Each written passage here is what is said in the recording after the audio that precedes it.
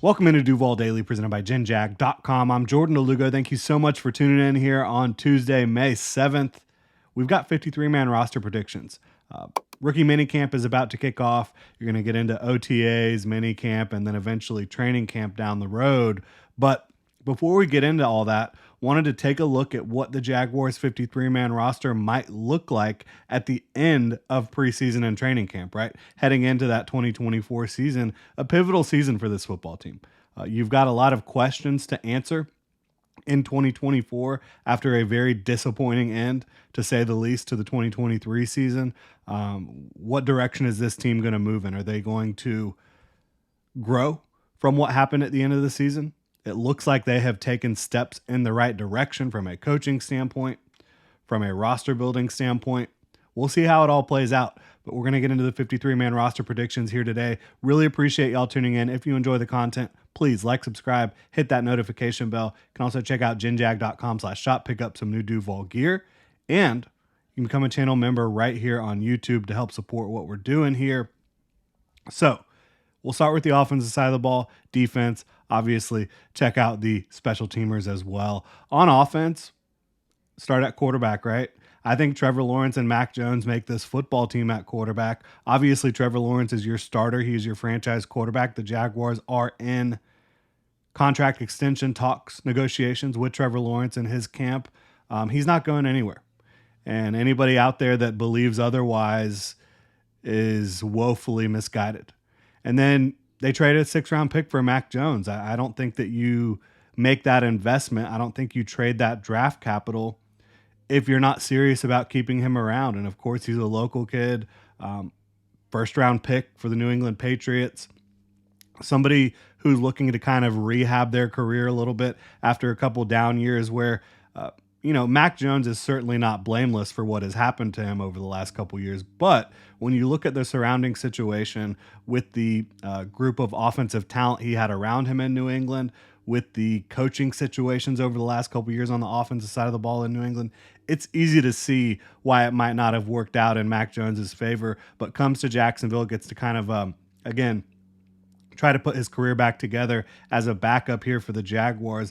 They did not pick up his 5th-year option, which should come as no surprise. He's a backup. He's way too expensive to be picking up a 5th-year option.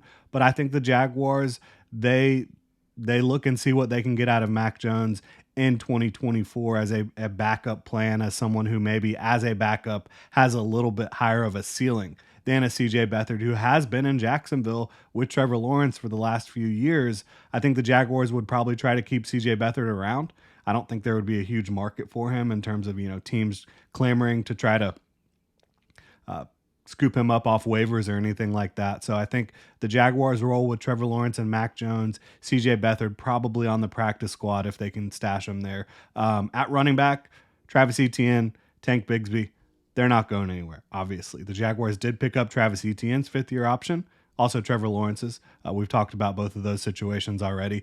You can go check those episodes out. But Travis Etienne, when you look at the level of skill that he brings to the field, he is your starting running back. Tank Bigsby, I know a lot of folks are kind of down on Tank Bigsby after what happened during his rookie year. Early on, he struggled, to hold on to the football, quite frankly. He had some rookie moments, some welcome to the NFL moments, but Tank Bigsby is a talented runner. We saw that throughout training camp in the preseason, and we saw it down the stretch a little bit for the Jaguars as well. They gave him a little bit more run, and at times he was able to be that more bruising back that could run up the middle and pick up some tough yards. You did see that a couple times down the stretch for the Jaguars. I think he has the talent to be a very good number 2 running back in the NFL. I think he has the talent to be a number 1. So we're going to see how it plays out. Based on the pre-draft evaluation from myself, I had a day 2 grade on him. The Jaguars got him towards the end of day 2. You also have Dearness Johnson, who I think makes the football team. He's a very good special teams player, a good backup running back as well. Somebody who can provide a lot of value for your football team. And then also Keelan Robinson. So 4 running backs. Keelan Robinson is really more of that kick returner the Jaguars, Trent Baalke, they talked about it. They're going to bring him in. That's going to be his primary role, being a kick returner. The Jaguars are going to have two returners back there on kickoffs now with the new kickoff rules. So Keelan Robinson, I think, makes this football team. And he's a fun offensive weapon as well. Like, he's explosive. You get the football in his hand in creative ways, he can do some things for you, a threat to pull off a big chunk play every time he touches the football. So he'll be a fun player to see throughout the summer. Wide receiver, I've got them keeping 6. Last year, the Jaguars initially kept 7 receivers. This year, I think it'll be 6. Christian Kirk, obviously Gabe Davis, Brian Thomas Jr. I think Devin Duvernay is also a lock to make this roster as a player the Jaguars signed this offseason. It's not like league minimum money. They gave him a little bit of cash to come here to Duval and be their number 1 kick returner. So I think you'll see Duvernay and Keelan Robinson back there returning kicks. Duvernay also, he has played in the slot. Certain seasons he's played more in the slot. Certain seasons he's also been an outside receiver. He's got a little bit higher of a outside receiver percentage in terms of his alignment throughout his career. So he is someone who can get the job done as a receiver if need be. You're obviously hoping that your main 3 targets at receiver are Christian Kirk, Gabe Davis, and Brian Thomas Jr. And then obviously Evan Ingram will be a big target as tight end as well. But beyond those 4 that I think are locks for the roster at wide receiver, I've got Parker Washington making it. This is a young kid who has talent, great hands. I think he can be a good route runner. I think he can be a primary backup to Christian Kirk and be a backup returner. So he provides some value as a slot receiver and as a return man. Joshua Cephas is my 6th wide receiver. It's going to be a hotly contested competition for the back end of this wide receiver room. Joshua Cephas, to me, he should have been drafted. That's kind of a product of, just the unbelievable depth that the college ranks is putting into the NFL, the wide receiver position, every single draft class. But he's 6'2" plus. He's 190 pounds plus. I know the Jaguars listed him a little lighter, but he was 190 pounds at the Shrine Bowl. Has magnet hands, is a really good route runner for his size and a guy who has multiple releases off the line of scrimmage. I think he's going to show that he belongs in the NFL. I have him making it over Elijah Cooks, over a guy like Seth Williams as well. But I think it's going to be a hotly contested battle, and there's some other undrafted free agent wide receivers the Jaguars brought in that will make it a competition.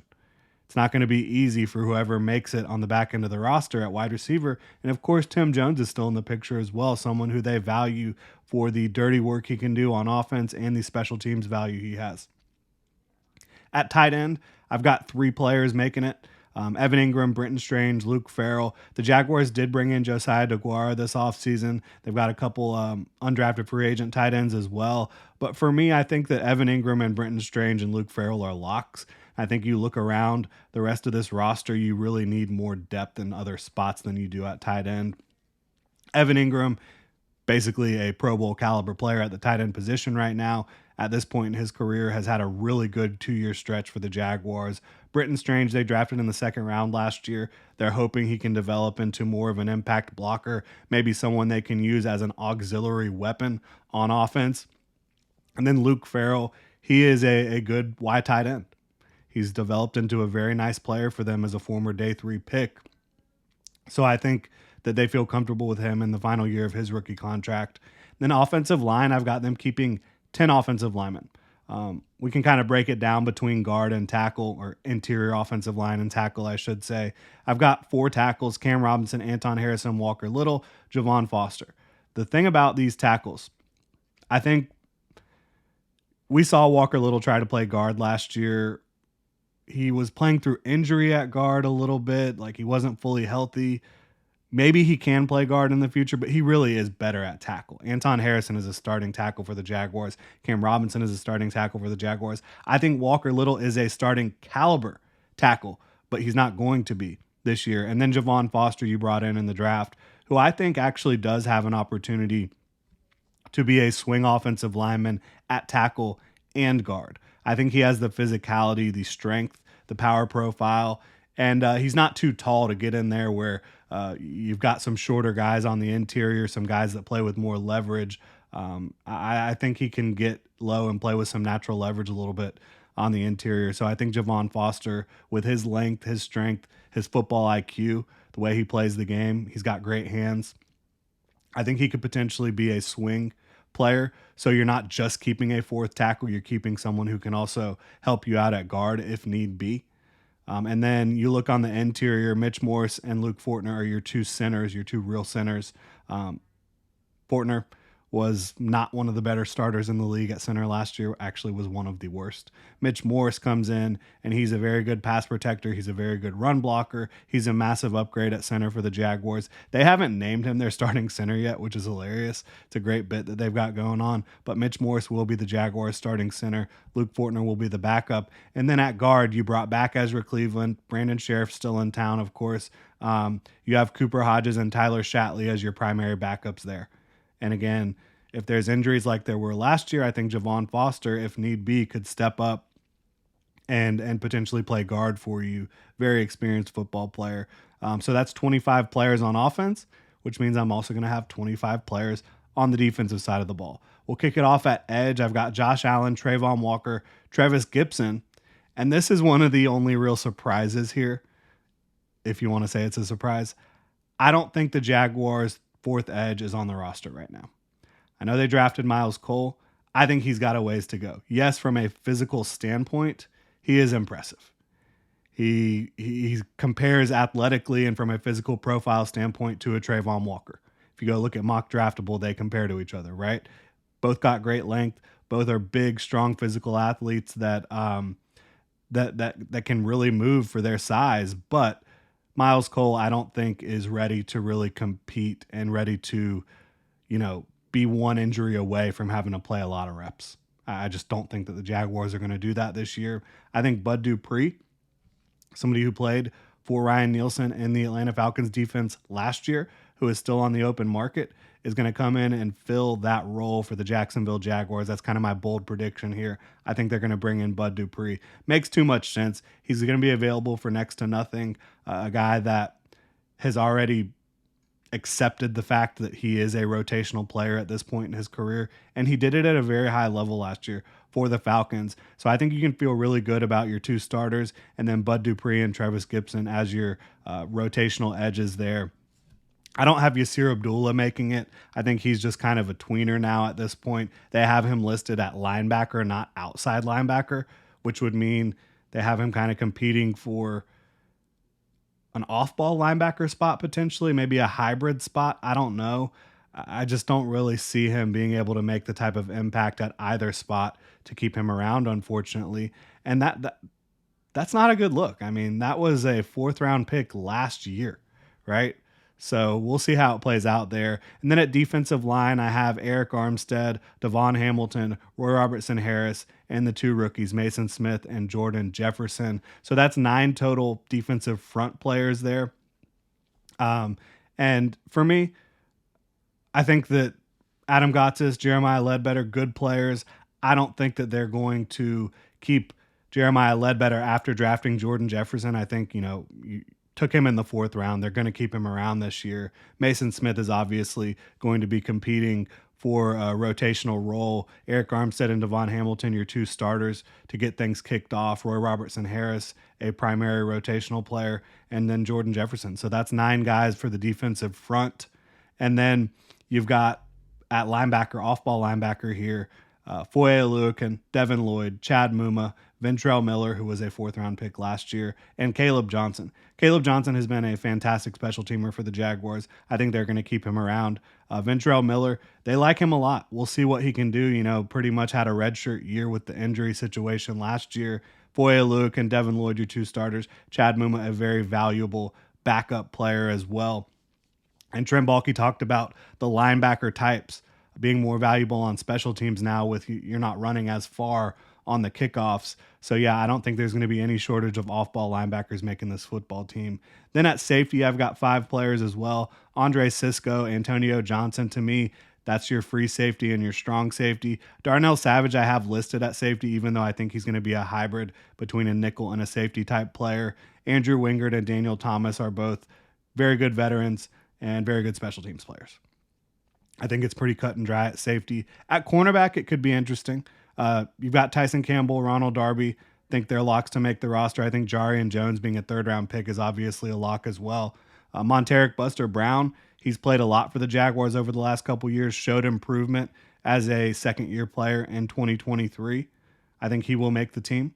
I think DeAndre Prince, the fifth round pick, will make the team out of Ole Miss. He's got great speed. He plays the game aggressively, got good instincts. I think he's a good corner, a good depth corner.